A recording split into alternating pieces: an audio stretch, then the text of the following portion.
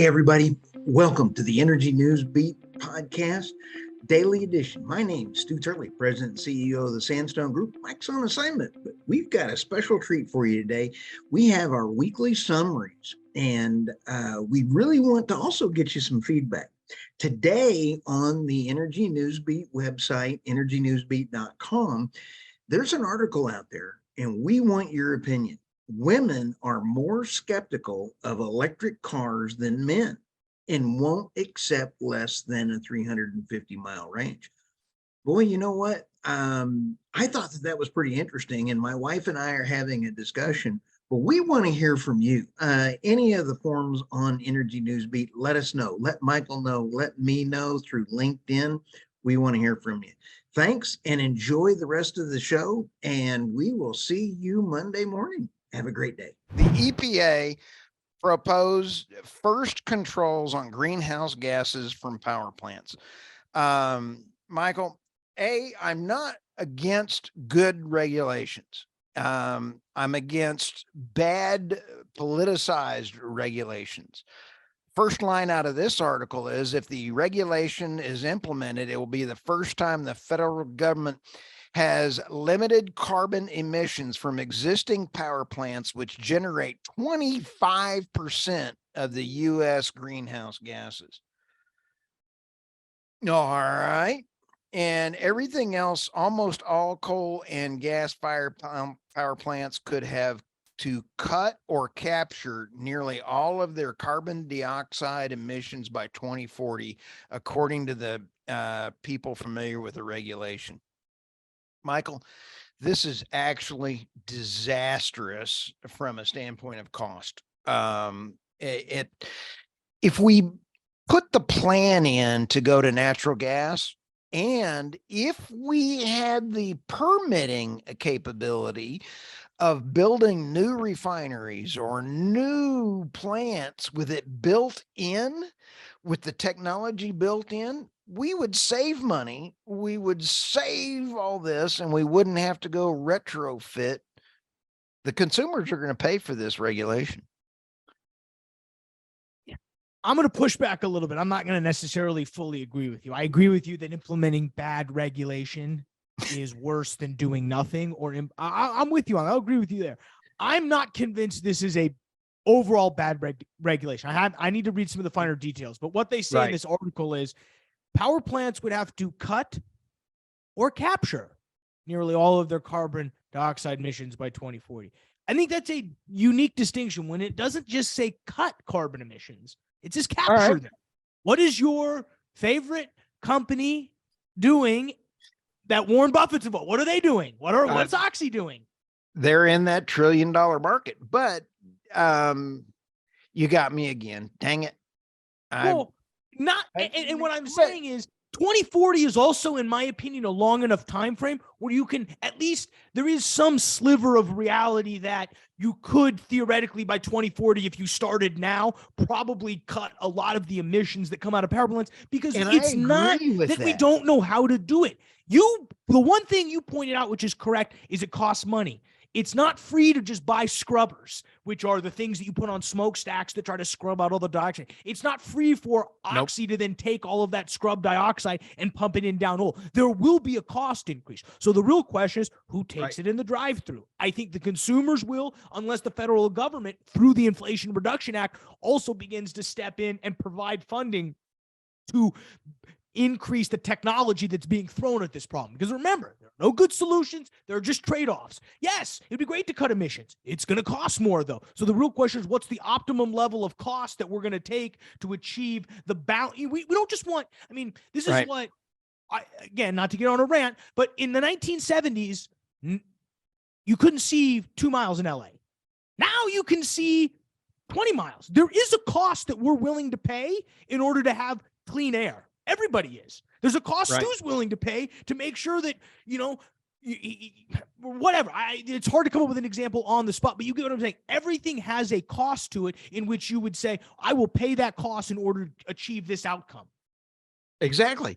And why should we pay the cost of making our energy just as high as it is in Europe or the EU when China is going to be publishing or implementing still it's one coal plant per week or whatever the number is, and there nothing we do matters. Yes. On a macro level, I'm with you. Why put these regulations on when our counterparts aren't? So yes, there's that. I'm talking about this specific rule. If you're going to cap something, if you're going to tell me at some point in the future you're going to have to change your behavior, give me enough time to slowly change my behavior and slowly get accustomed. Don't just tell me tomorrow, boom, all of a sudden you can't drive anymore. Give me some time so I can learn to ride a horse, please. What's next? All right. Riding a horse is pretty easy, unless the horse's name is Rocket, but that's a whole nother story. California's absurd energy policies are not what we should use for good examples for the rest of the United States. This is actually a fairly disgusting article in talking about disgusting political processes. 20, 30, even 40 pieces of blank legislation are introduced, each bill with a number, each completely empty of language, except for a single line expressing the intent of the legislator to fill them in later with something related in the budget. Holy smokes. That is how the amendments to their energy have been going on. Yep. So when you go in and you say the new state law is Assembly Bill 205, it was first introduced in January of 2021, completely blank except for one 18-word sentence. It says the intent of the legislator is to enact statutory changes related to the Budget Act of 2021. About 7 weeks later, the Assembly passed the blank bill of a vote of 56 to 18 and sent it to the Senate, where it sat for more than a year. These are the kinds of words and things that are going on that people are putting in that are causing high energy prices for California. This is just despicable. How do you? I would like this is an example of what you mentioned in the previous article about bad legislation causing huge negative externalities. There's no argument here on this one. No, it's despicable. I'm going to go ahead and jump to the next article, which is almost related to it with Berkeley. I love Berkeley, even though they are a little bit not in our listening pool. Natural gas ban by Berkeley Bolsheviks bites the dust. Berkeley's latest generation of Bolsheviks enacted a natural gas ban that has been wisely overturned in a federal court. Biden and the blue staters must take notice. This article's got some stuff in here that's really pretty interesting.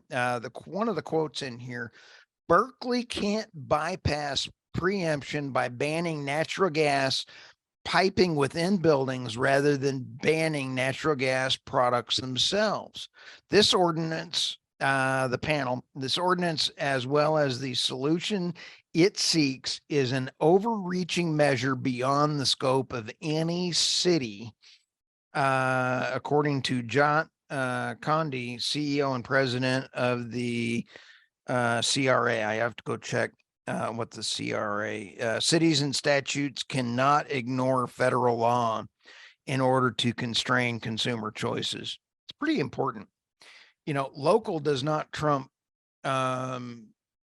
federal, and stupidity doesn't trump. Did I just hear that, Stu? That local law, in your opinion, shouldn't trump federal law? I agree. Now, let me add this caveat.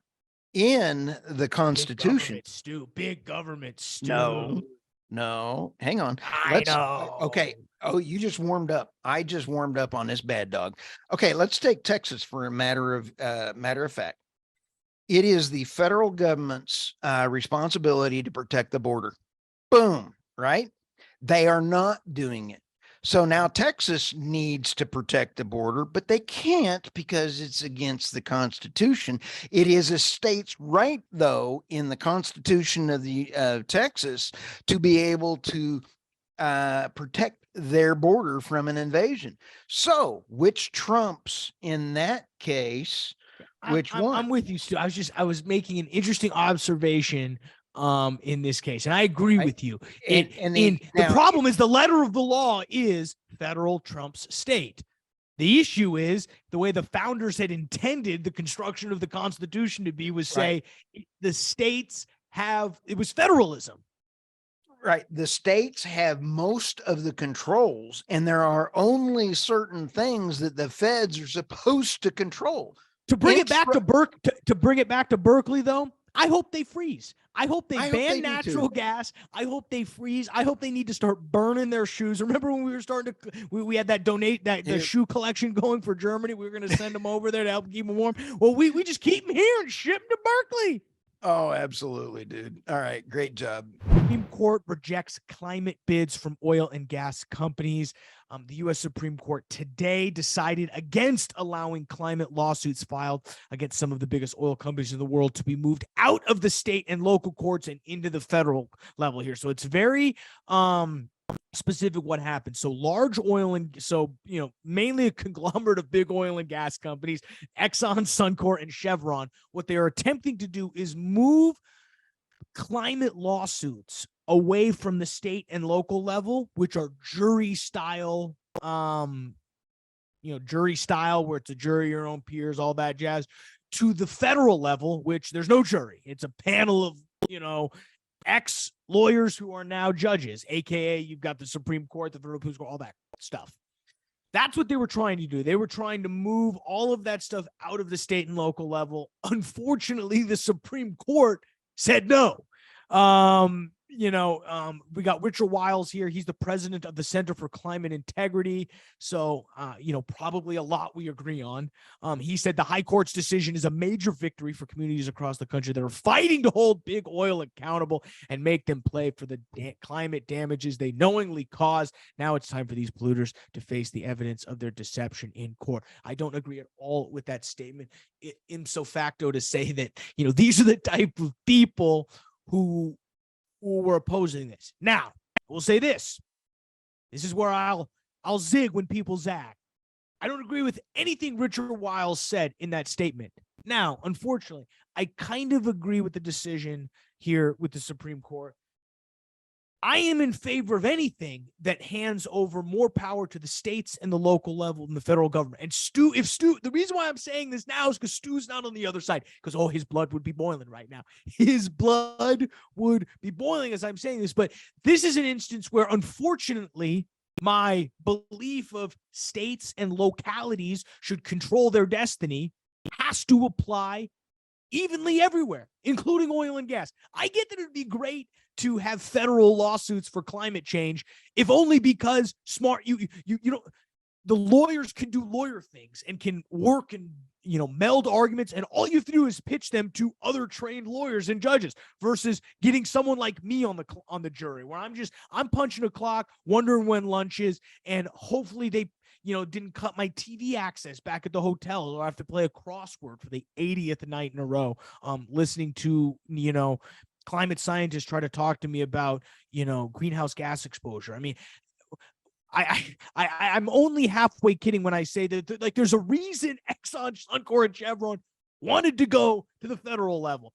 It's an instance where, unfortunately, my beliefs on who should control their own destiny must be applied evenly. I have to applaud the decision by the Supreme Court, if only, unfortunately, this probably does mean we're going to see an uptick in climate lawsuits now that they know they have to be settled at the local level or the state level, which, again, you now get into jury trial. So, again, I'd be very interested in what Stu's take is on this. We will try to ask his thoughts tomorrow. I know his blood would be boiling with that take. So the nice part is we're going to get his thoughts tomorrow, let him cool off a little bit. But a big decision out of the Supreme Court, guys.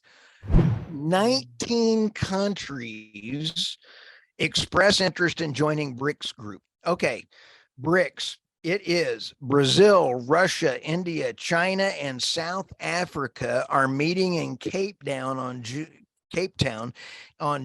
2nd and 3rd to discuss its enlargement. This is absolutely crazy on how many have another been asking in here.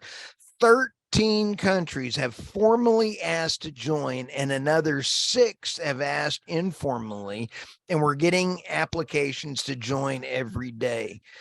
What this means to folks is, if anybody's listening to us for a little while, BRICS is absolutely going to be a whole new monetary system where it is going away from SWIFT. It's going to be building trade in the yuan. It's going to replace the dollar, the petrodollar. It's also going to displace the dollar as the global currency. And there's a lot of if, ands, or technical reasons on people saying it not going to happen. I can tell you technical reasons why it is going to happen. I love when Stu gets fired up about BRICS. I'm just waiting till I have to go buy till I have to shell out my Starbucks in yuan, because Starbucks has shifted over to using BRICS' payment system. You laugh, but guess what they're coming out with? In this meeting, Michael, which is not in this article, it's in 3 other articles, they are coming out with their own Visa equivalent, and they've now updated it. So you're going to be able to get a BRICS Visa, or I don't know if you're going to call it a Discover Breeza? A Breeza. I don't know, but you're going to be able to have a competitor to Visa, American Express, and it's going to go through China. Interesting. Well, I think, as you know, Energy Newsbeat is a part of those 19 countries expressing interest in BRICS. Our application is out there. So yes, we will be offering our own credit card. Yes, we'll be tokenizing the website and be selling NFTs. So it'll be fun. It'll be fun. Nice. All right. Instead of merch, we'll have digital coin. Okay. Yes. Yeah. No merch. No merch. All you get is a token. Tesla gives update on battery degradation. Only 12% after 200,000 miles. Michael, this is really bringing up a resale on the cars, because it takes about $20,000 after a car needs a whole new battery uplift after this. So if you're only going to get 12% of your capacity at 200,000 miles, then you're going to have to drop in $20,000, $30,000 just to get the car. For 20 or 30,000, you can get a really nice car from an internal combustion engine. Yeah, I was confused. At first, I thought this report said that their batteries are only 12% useful after 200,000. What this is saying is that if it starts at 100% or whatever percent it starts at, it'll be somewhere around 87. I mean, that's not horrible. I think that's not horrible, but the real question is, okay, what happens for trucks? What happens for larger vehicles? Like, yes, okay, cool. You built a little go-kart. That's great. I would own a Tesla. I think they're sweet, actually. I would love a Tesla, but it'd have to be my second car, because you know how many miles. I mean, absolutely. You know how many miles I drive. It would be absolutely pathetic. I think the thing is the range. I don't think it's necessarily the miles where I think the issue where Tesla and all of these EV makers are going to have issues is, how do you get range? How do you replace? Are you going to be able to replace the 500, 600, 700 mile trips that people like you who have, larger vehicles mount up and go for, One of the things I really, really like is the plug-in hybrids. Throw me some, gasoline engine in there and let me keep on going down the road. I'm in. And that's where I'm a little sad that we didn't go the world of hybrids. I mean, hybrids could have achieved so much. I mean, I agree. the fact that it's all or one, and that's there's no, and Right. I'm not in the car business. I mean, maybe there's a reason the hybrids are harder to make. I don't know. All I'm saying is, from a high level standpoint, if we could have moved policy into more of the let's promote hybrid technology versus what they're doing in California, the entire transport, what is it, 65% of new cars by 2020 Right. or 2032 have to be EVs. I mean, that's ridiculous. So Okay. This one was pathetic, Michael. Let's see here. Twitter. This was at Granholm. Our beloved Granholm just was in testifying today in front of the Congress, and she says she thinks that by 2030, the U.S. military needs to be in electric vehicles. She said that today. yeah, absolutely. There is no way that you can be in electric vehicles in the military. Excuse me, while I go charge up when a tank, you got tanks a lot, lady. You're going to kill our people. And yesterday she's she's requesting that the Mountain Valley pipeline be approved. You remember we didn't cover this yesterday because you were on sabbatical, which is fine. But Secretary Granholm yesterday wrote a letter urging the Federal Energy Regulatory Commission to approve the Mountain Valley pipeline. So this is a classic case of talking out of both sides of your mouth. One, approve the gas pipeline, which theoretically is going to cause more emissions in her world, but then also try to push EVs. Well, I'd like to have my cake and eat it too, but I just end up with love handles. Hey, thanks for listening to the Energy News Beat Daily Edition podcast. If you are a industry thought leader, a CEO, another podcast host, I want to interview you. Please reach out, fill out the form, and say, hey, we want to come on your podcast. Our podcast is getting incredible worldwide reach, and we just thank everyone that is listening and downloading to our shows. Thank you all so much, and have a fantastic weekend. Look forward to talking to you soon. Thanks.